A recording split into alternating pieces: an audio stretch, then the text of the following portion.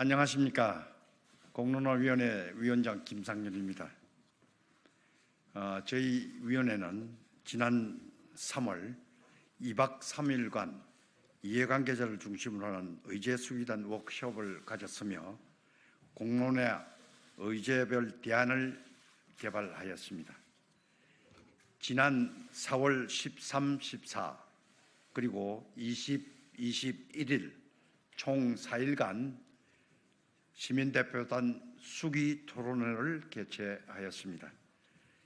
21일 마지막 날입니다. 어제 수기 토론회가 모두 끝났습니다. 그리고 그 직후에 최종 설문 실시를 하였습니다. 그리고는 공론화 과정은 일단락했습니다. 오늘은 시민대표단의 모집, 전반적인 수기 과정, 수기 토론회 결과, 그리고 시민대표단 1, 2, 3차 설문조사 결과를 중심으로 기자 여러분들에게 설명을 드리겠습니다. 먼저 시민대표단 선발과 대표성에 관한 설명입니다. 이번 공론회에 끝까지 참여한 시민대표단의 총수는 492명이었습니다. 선발 방법에 대해서 말씀드리겠습니다. 시민대표단은 지난 2월 중에 무작위로 조사된 만 18세 이상 일반 국민 1만 명 중에서 성별, 연령, 지역, 연금 개혁에 대한 입장 등을 고려하여 무작위로 추출 선정하였습니다. 시민대표단은 한마디로 우리나라를 대표하는 미니 퍼블릭으로서 공론화위원회에서는 수기 토론회 중 중도 이탈을 최소화하는 등의 조치를 통해 시민대표단의 대표성이 계속 유지될 수 있도록 철저히 관리하였다는 점을 강조드립니다. 수기 과정이 왜 중요하나 하는 점을 말씀드리겠습니다. 공론화란 수기가 이루어지는 과정이 무엇보다 중요합니다. 학습을 통해 의제에 대한 이해도를 높여가고 전문가 발제, 토론, 분임 토의, 그리고 전문가와의 질의 답변 등을 통해 나의 의견이 다른 참여자의 의견도 경청하면서 왜 서로 생각이 다른지에 대해 고민하고 성찰하고 숙고한 후에 결정을 할 수 있도록 도와주는 과정입니다. 이번 공론화는 시민대표단의 공론화가 아니고 국민 모두가 참여할 수 있게, 그리고 국민의 관심과 이해를 높이는 계기를 만들려고 노력하였습니다. 그래서 KBS 생방송 및 실시간 유튜브 영상 등으로 분임 토의를 제외한 전 과정이 국민들께 공개되었습니다. 그리하여 시민대표단의 수기 자료도 모두 공개되었습니다. 학습 자료에 대해서 설명드립니다. 연금 개혁은 내용이 복잡합니다. 아시다시피 이해관계자의 다양한 의견들이 존재하고 있습니다. 본위원회는 이러한 환경을 염두에 두고 시민대표단이 효율적으로 학습할 수 있도록 최선의 노력을 기울였습니다. 이번 공론화에서는 과거에 몇 차례 있었던 사례보다 더욱 공론화 길이가 길어졌습니다. 약 4주간 시민대표단의 학습 기간을 마련하였습니다. 다양한 매체와 자료를 활용하여 연금제도의 기초 개념에 대한 설명을 하였고 카드 뉴스, Q&A 자료, 심화 자료, 그리고 연금 개혁에 대한 양쪽의 입장을 설명하는 동영상 강의 등을 제공하였습니다.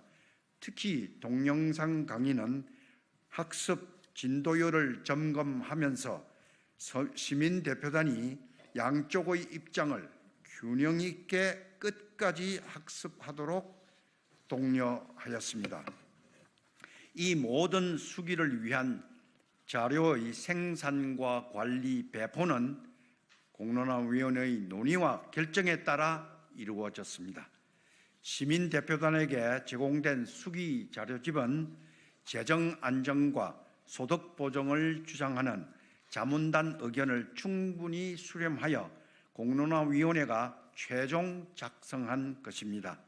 연금 제도에 관한 일반적인 설명과 함께 의제 수기단이 확정한 대안별 기금 소진 시점, 부과 방식 비용률, GDP 대비 총지출 비중 등 구체적인 수치도 제시하였습니다. 시민대표단 수기 자료집은 공론화위원회 홈페이지 자료실을 통하여 시민대표단뿐만 아니라 일반 국민도 내용을 확인할 수 있도록 제공하였습니다. 이어서 수기토론회 진행 과정에 대해서 말씀드리겠습니다. 수기토론회는 앞서 말씀드렸다시피 과정이 중요합니다. 전문가 발제 중심의 진행을 가능한 지향하고 시민대표단이 직접 고민하여 도출한 여러 질문을 중심으로 진행하였습니다. 소득보장론과 재정안정론의 각 입장별 답변 시간은 철저하게 동일한 시간이 보정되도록 하였습니다. 의제가 다양하고 내용이 다소 복잡함에도 불구하고 시민대표단은 다양하면서 핵심적인 질문을 주셨습니다. 때로는 전문가들도 당황하게 만드는 날카로운 질문이 많았습니다. 청년층에서부터 노년층에 이르기까지 다양한 세대가 한자리에 모여 함께 고민하고 경청하는 열정적 현장이었습니다. 설문조사 실시에 대한 과정을 말씀드립니다.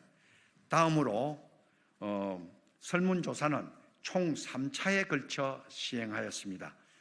1회차 조사는 시민대표단이 학습을 전혀 하지 않은 시점에서 시민대표단 모집 직후에 실시하였습니다. 학습이 없는 상태입니다. 2회차 조사는 시민대표단이 집에서 스스로 자습을 한 효과를 확인하기 위해 수기 토론회 시작 직전인 4월 13일 오전에 실시하였습니다. 마지막 3차 조사는 모든 학습과 토의 그리고 수기를 마친 21일 토론회 직후에 실시하였습니다. 따라서 마지막 3차 조사 결과가 진짜 조사 결과라고 말씀드릴 수 있습니다. 설문조사 문항은 이해 당사자들로 구성된 의제 수기단의 수기 결과를 토대로 의제별 선택 대안을 마련하였고, 이를 토대로 공론화위원회에서 설문을 최종적으로 구성하였습니다. 3단계를 거쳤다는 말씀을 드립니다. 설문은 핵심 문항인 의제 문항과 부과 문항, 시민대표단 학습 정도를 확인하기 위한 지식 측정 문항, 공론화 과정 공정성과 수용성에 대한 평가 문항, 응답자 배경 문항 등 여러 가지 5가지를 포함하였습니다. 설문조사 결과 주요 의제와 부과 문항에 대한 설문 결과를 설명드리겠습니다. 이 부분이 여러분들의 관심의 초점이라고 생각합니다.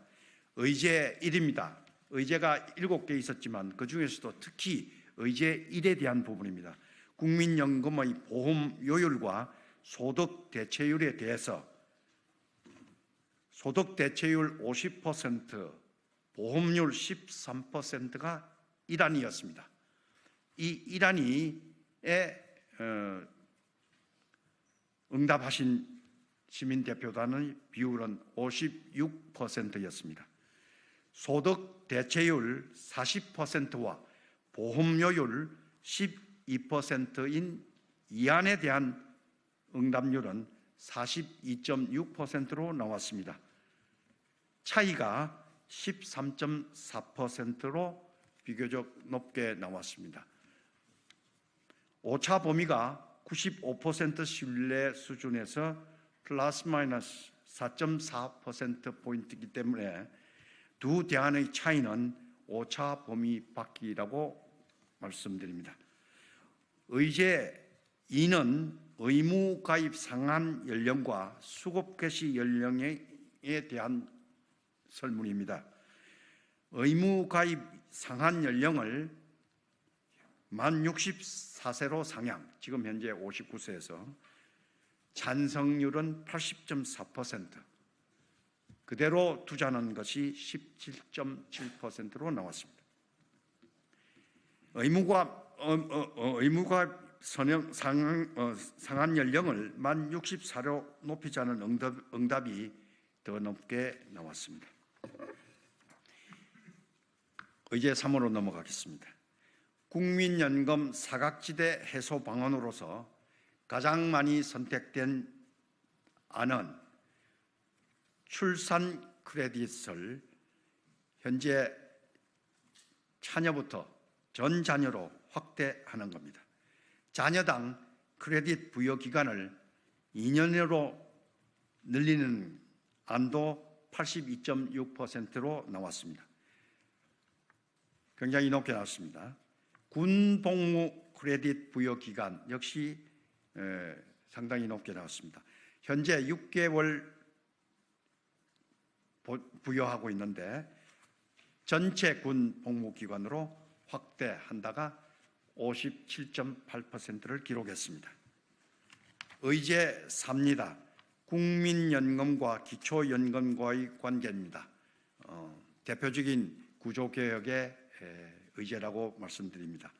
1안은 국민연금의 급여 구조, 재분배 기능과 기초연금의 수급 범위를 현행대로 유지하면서 급여 수준 강화를 위해 노력한다 하는 문항이었습니다. 52.3%를 얻었습니다. 2안은 국민연금 급여 구조 재분배 기능 현행 유지, 여기까지는 1안과 같습니다. 그러나 기초연금 수급 범위를 점진적으로 축소하면서 차등급여를 해서 하위 소득자에 대한 보호를 강화하자 하는 안입니다. 이 안은 45.7%의 찬성률이었습니다. 두 안의 결과는 오차 범위 내로를 기록했습니다. 의제 5입니다. 국민연금과 직역연금 간의 형평성 제고 방안입니다. 정부와 당사자가 균형 있게 참여하는 대화기구를 즉시 구성하여 개선안을 논의하는 것이 좋다는 안에 대해서 동의하는 비율이 68.3%로 나왔습니다. 더 논의를 하되 즉각 논의를 하자는 뜻입니다. 국민연금과 직역연금을 아예 분리하자는 구조개혁입니다. 분리하되 개별 직역연금의 재정 건전성을 도모하는 방안에 대해서는 보험료율 인상에 동의하는 게 69.5%, 급여를 동결한다는 데 동의한다가 63.3%로 나왔습니다. 의제 6입니다. 공적연금의 세대 간 형평성 제고 방안에 대해서는 국가의 국민연금 지급에 대한 의무를 국민연금법에 명시하는 것이 좋다. 찬성이 92.1%로 매우 높게 나왔습니다. 국민연금 기금 운용 수익률을 제고하기 위해 거버넌스의 전문성과 독립성을 강화시켜야 한다. 역시 높은 수치입니다. 91.6%를 기록했습니다. 한편 최종 설문조사에는 향후 국회의 연금개혁안 심사에 참고하기 위해서 공론화위원회 결정으로 추가된 몇 가지 질문이 있습니다. 이번 연금개혁을 통해 연장하고 싶은 기금 고갈 시점을 어디까지로 정하느냐에 대한 부과문항입니다. 그리고 국회 연금개혁 특별위원회에서 논의할 의제로 제시한 퇴직급여 개편 방안을 포함하고 있습니다. 이 안은 특위에서 논의해달라고 제시를 하셨습니다만은 의제 수기 과정에서 제외를 했으면 좋겠다는 의견이 있었고 그것을 재검토해서 우리 이 공론화위원회에서는 문항을 부과로 하나 만들었습니다.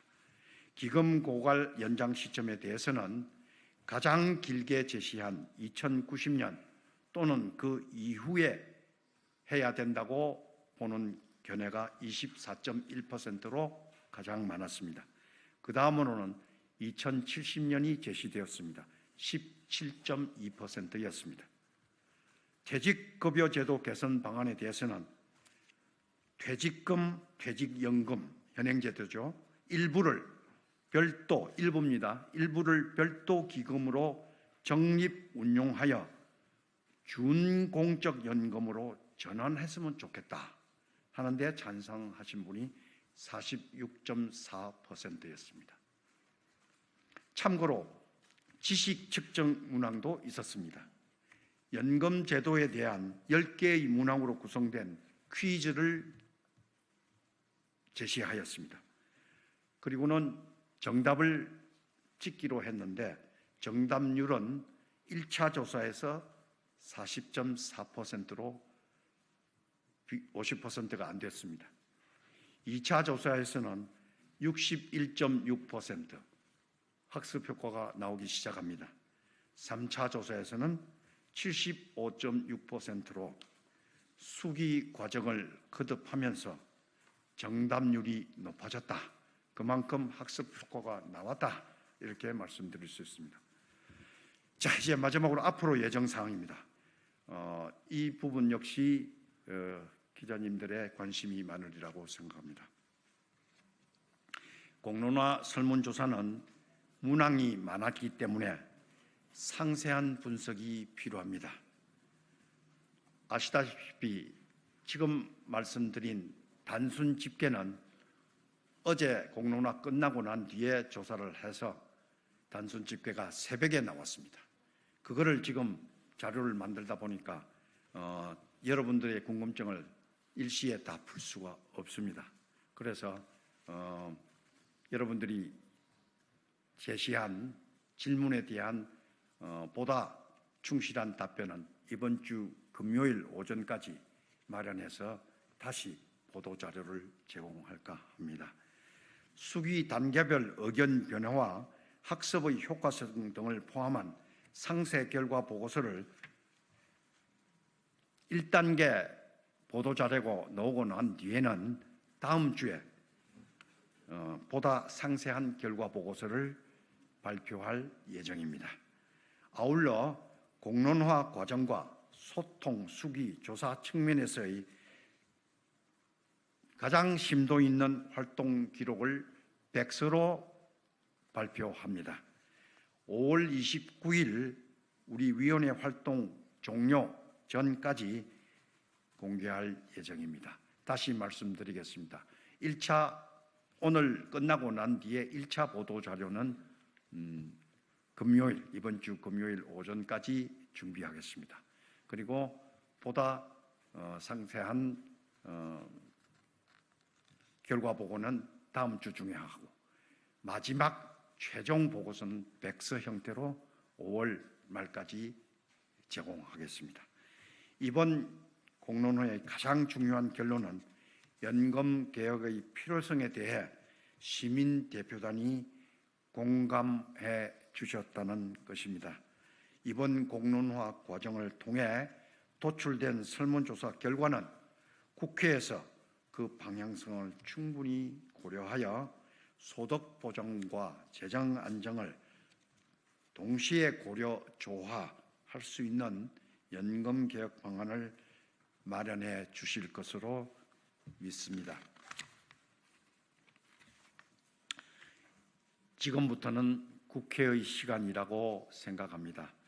아무쪼록 여기 계신 언론인 여러분과 지켜보실 국민 여러분, 시대적 과제인 연금 개혁이 이번 국회 임기 내에 조속히 이루어질 수 있도록 많은 지지와 응원을 보내주시기를 부탁드립니다. 이상입니다. 감사합니다.